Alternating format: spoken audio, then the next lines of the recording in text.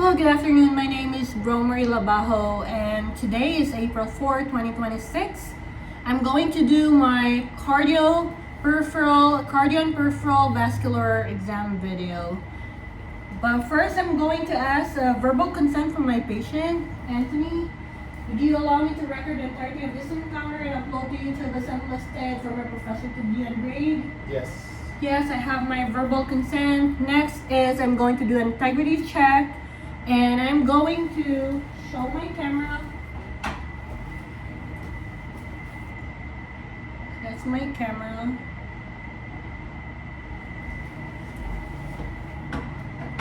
Next, I'm going to show my ears. I'm going to show the 360 room scan.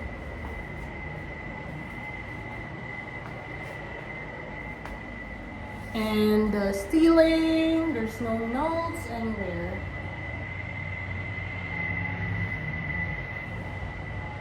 And the floor.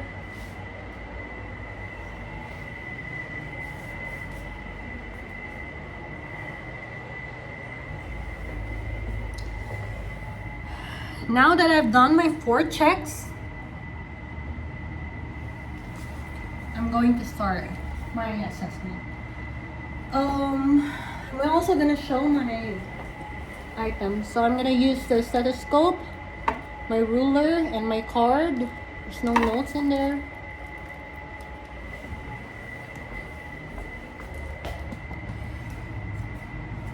First, I'm going to do hand hygiene.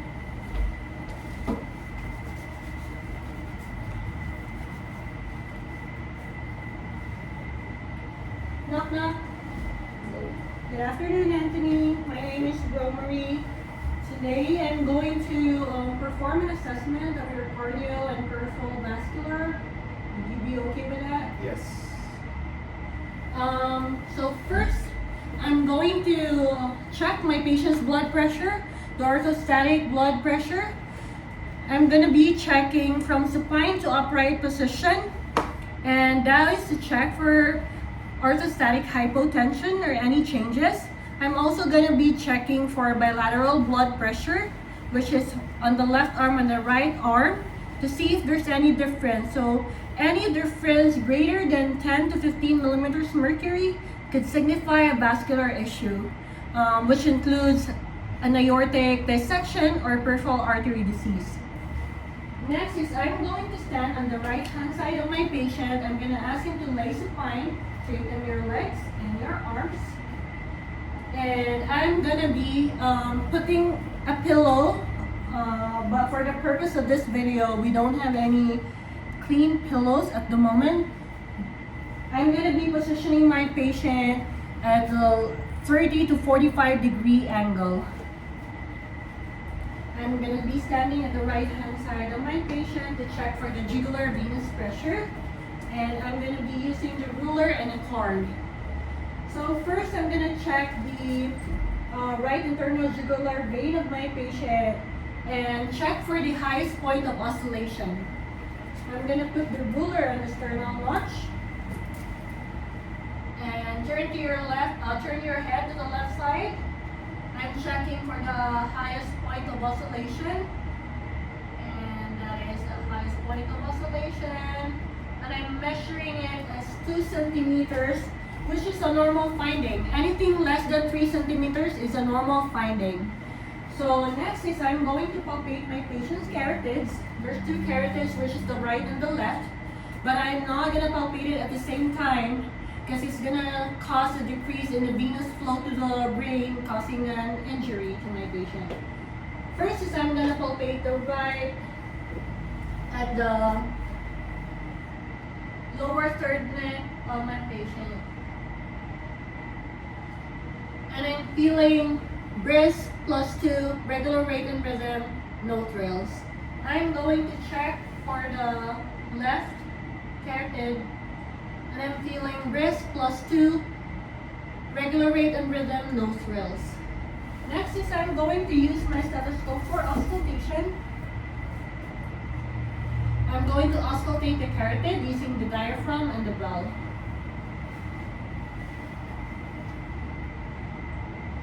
Now using the diaphragm, I don't hear any breathe sounds. Using the bell, I don't hear any breathe sound. Using the diaphragm, I don't hear any breathe sound. Using the bell, I don't hear any breathe sound. So I don't hear any abnormalities on auscultation of the carotid. Now I'm going to proceed to checking the sternum. So on general inspection, I am seeing my patient's sternum is midline. I don't see any pectus excavatum, no pectus carinatum. I don't see any visible precordial pulsations. I don't see any visible apical impulses, and that is a normal finding. So next, I am going to show the PMI, or the point of maximum intensity.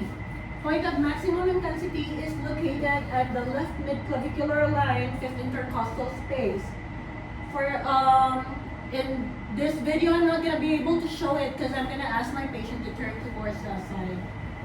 Anthony, are you going to be able to turn towards the left side for me? So I am going to straighten your arms, and I'm going to locate the clavicle, mid-clavicular line, 1, 2, 3, 4, 5, fifth intercostal space. And I'm going to ask my patient to take a deep breath and hold it. Deep breath and hold it.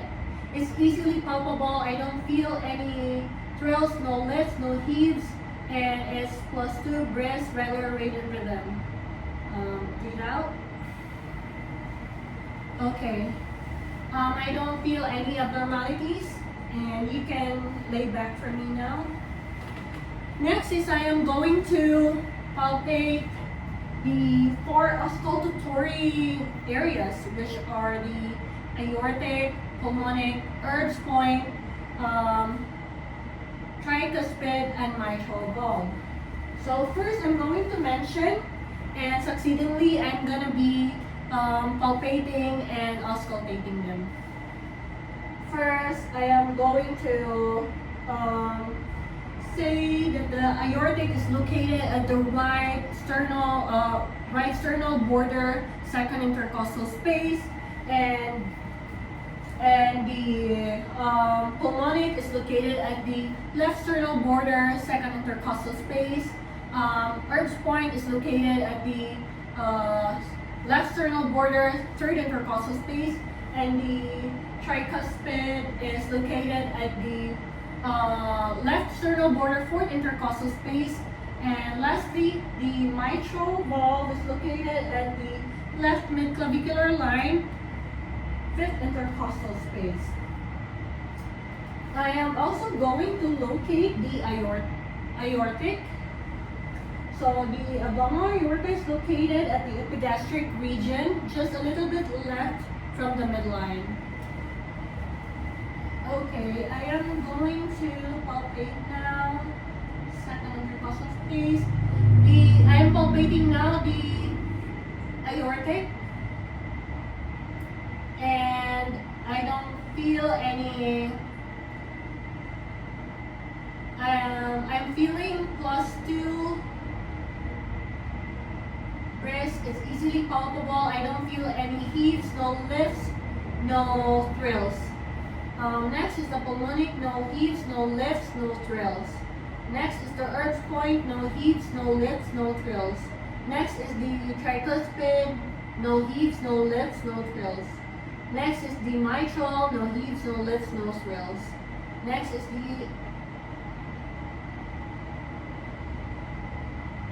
the aorta, no heaves, no lifts, no thrills. So now I'm going to auscultate all these areas using the diaphragm and the bell. And I'm not going to repeat the landmark since I mentioned it earlier already. First, I'm going to auscultate the aortic using the diaphragm, and I don't hear any. Okay, aortic using the diaphragm and the bell. Pulmonic using the diaphragm and the bell. Erb's point using the diaphragm and the bell.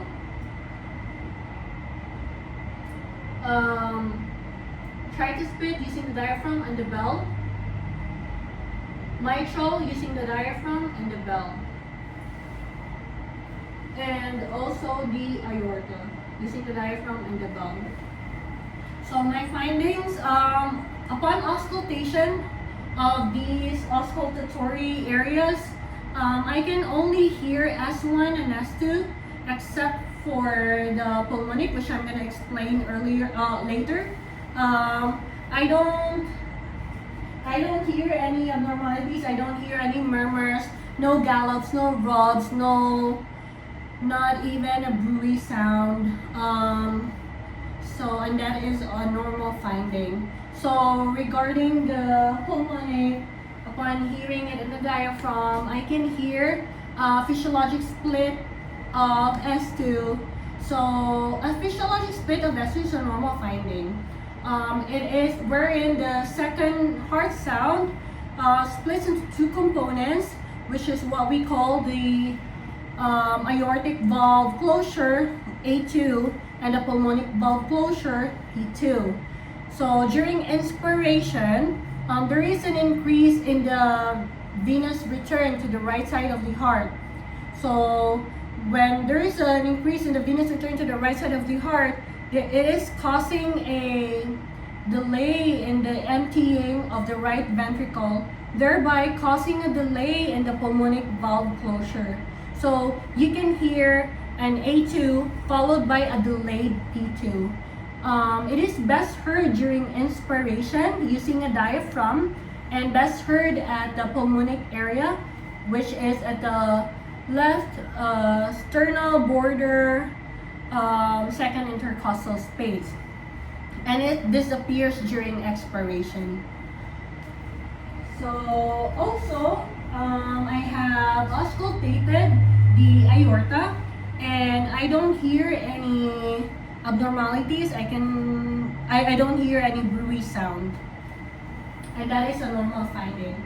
So next is what I'm gonna do is I'm going to check the vasculatures.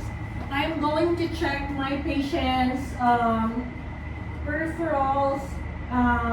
So upon inspection, I can see that it is normal for ethnicity.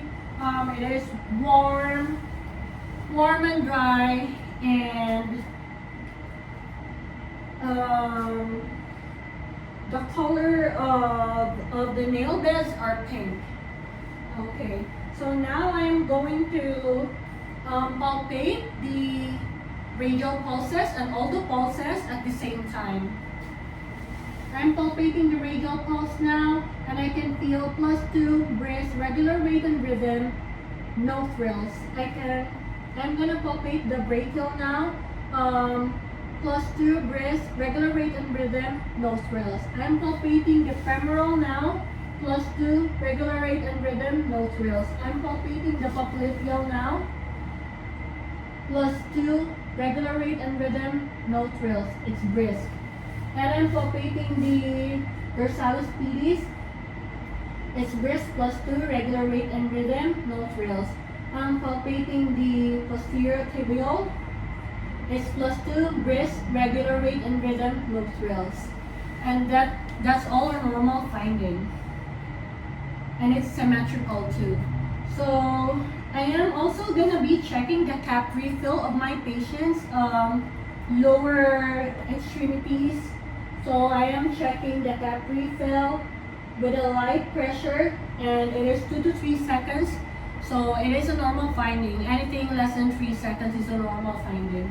I'm also going to check the cap refill of the upper extremities of the fingers, and it is 2 to 3 seconds, and it is a normal finding. I'm also checking for the nail beds. Its color is pink, upper and lower is pink. I don't see any cyanosis, no hyperpigmentation or discoloration. I don't see any tar stain, which can indicate that my patient is smoker. I don't see any sphincter hemorrhages, which could indicate that my patient is having endocarditis. And I don't see any clubbing, which could indicate that my patient is having hypoxia, COPD, or any congenital heart disease. I'm just trying to remember if I'm forgetting anything.